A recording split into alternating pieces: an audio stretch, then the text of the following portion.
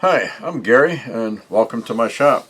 In this video I'm going to show you how to make something for the holidays here, these reindeer, and how quick and easy they are to make. And I use these patterns here that I've cut out of hardboard. And I got these patterns and kits and ideas from www.goa.com, Woodworkers Guild of America.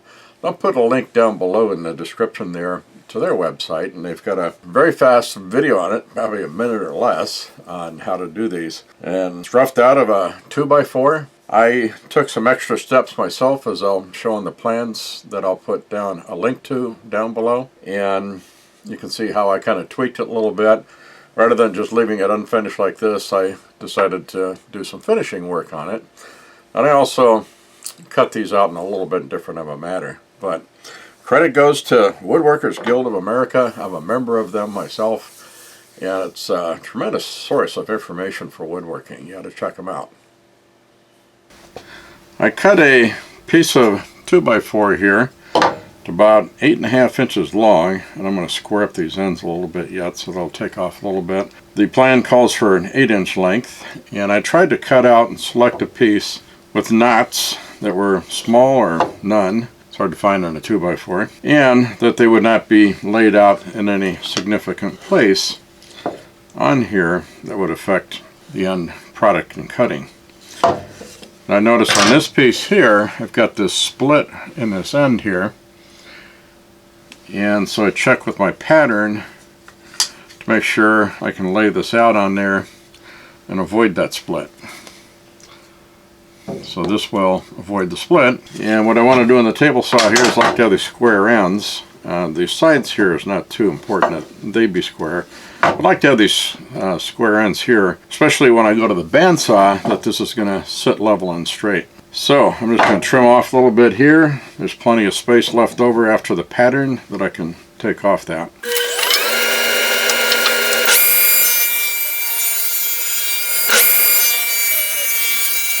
Next, I'm going to square up these ends.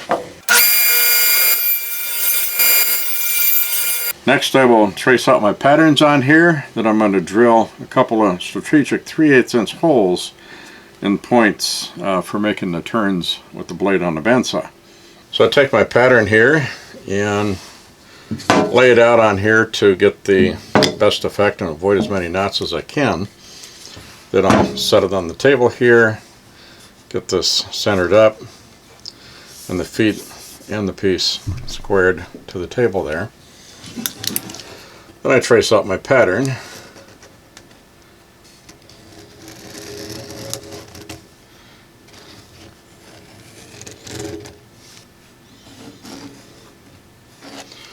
Usually I do this in pencil, but I'm doing it in black marker here just for clarity on the camera.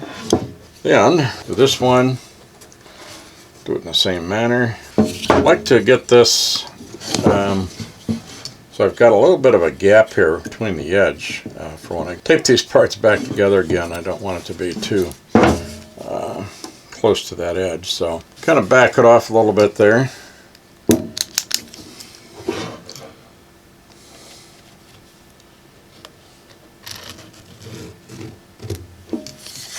I got that pattern.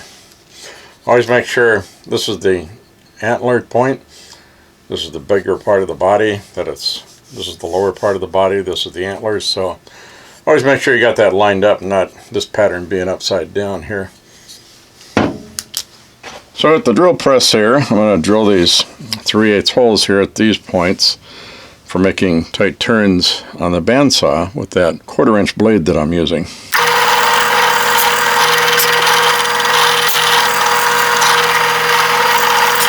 Got those holes all the way through. Now I'll go to the bandsaw. Here at the bandsaw, got my block here. I've got the height of my guide set just above this workpiece. Going to cut this flat side first, as per the instructions.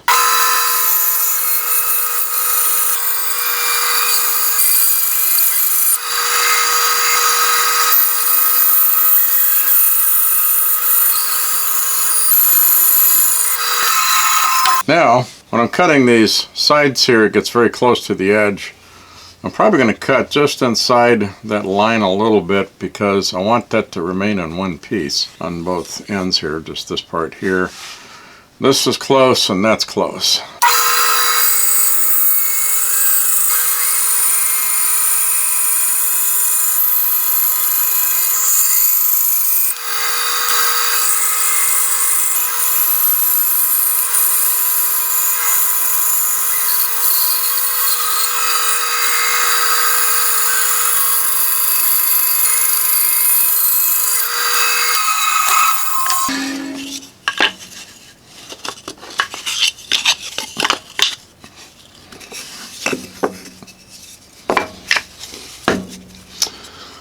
So I will tape these on.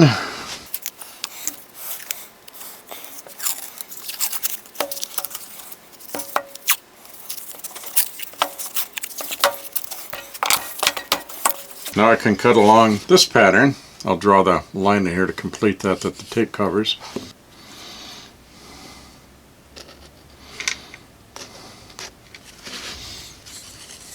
There we go. Next cut, just to height up again. One of the reasons I cut these a little bit extra long is because I do a little bit of a curve here on the top of the antler, whereas the original pattern doesn't really include that curve. But I like that. I think it's a good feature.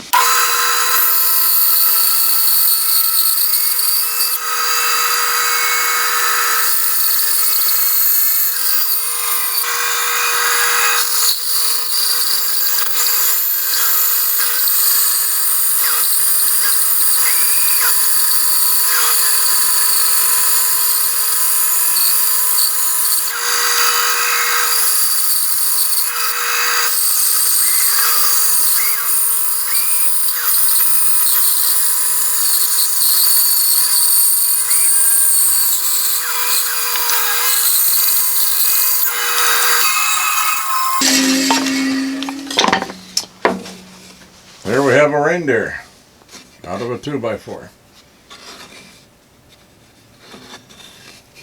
Next step will be sanding. Okay, for sanding, I'm going to do this at my oscillating spindle sander here. For doing that, I can lay it flat on here and sand around all these edges. I use a spindle that's small enough to fit into my narrowest part here, which is between the antlers. I follow along the pattern on that, between the legs, and that'll do it all. Then, for doing the front and the back sides, I lay it on the horns in this manner. It'll lay straight. This way, it does not lay straight, so it has to be this way. Then we can sand around all of this edges, get that done, and around the back side here, smooth those up.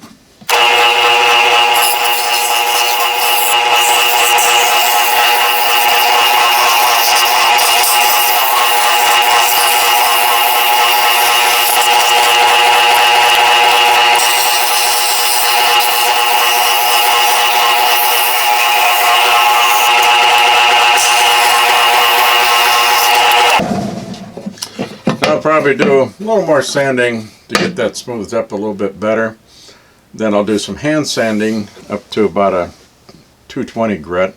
We don't go to a real fine grit on these because these are supposed to be rustic and not, you know, super smooth like finished furniture is. So I'll just round over the edges with some sandpaper, make sure nobody gets any splinters. Okay, I've got this sanded down here to a 220, got the edges good and rounded over. Nobody will get any splinters from it. And I'm looking at the finishing now, and I just use kind of whatever I've got on hand. And I've got this purple wood stain, going to use it up, and I use that for the main body part. I've got some golden oak stain here, and I've got some red mahogany stain here. I can do these in different colors for different deer. But for the antler part, which I'm going to start at about halfway here, or just a little bit above the head part here where that should be, because I'm going to do some eyes on here and a red nose. So the antlers, I want to keep them kind of a lighter color. So what I'll do is stain the body part first, starting at about this level here and going all the way down. And when I do that, the wood here is porous and wicks up the stain. So you got to start out kind of low here and work your way up to try and keep your stain from soaking up too far into your antlers there. And once I get all that painted and that dries, then I'll put on the golden oak for the antler part, and I won't worry about that soaking into the darker part. Then later on I'll do up the eyes and the red nose and be getting finished. So I'm going to start out with this red mahogany stain. I'll stir it up here a little bit with a popsicle stick, get that mixed well. I use these foam brushes for putting this on, so I'll dip that in. Start out at the bottom, start getting that spread on.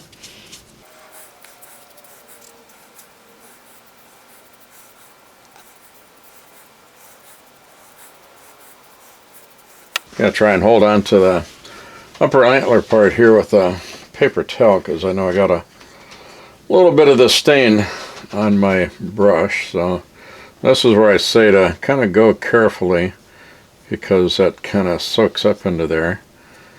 And then if you can try and work it around evenly.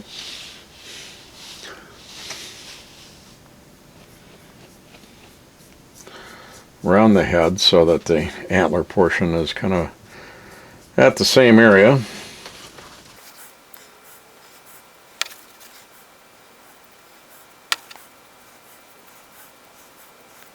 So that's got all good coverage.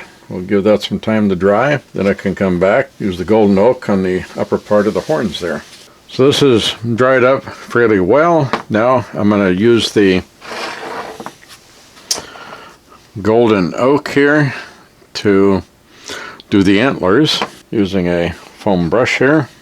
This will give kind of a golden color to the antler part as a contrast to the darker part. As I said before, I'm not too worried about the dilution between the colors since I did the dark part first.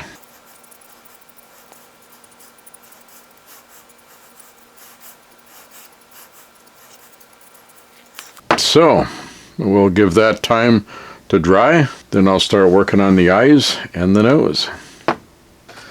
Here I will put the white dots on for the eyes, and what I use, I've got some of this Tester's enamel model paint that I use.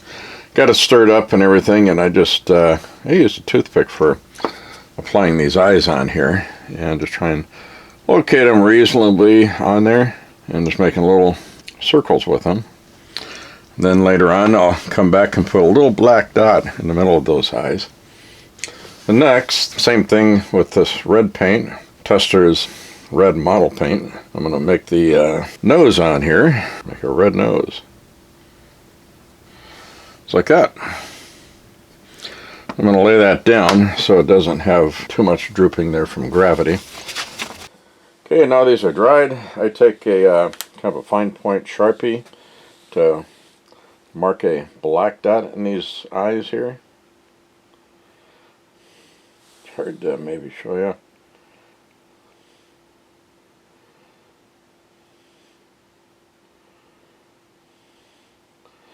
That makes for the pupils.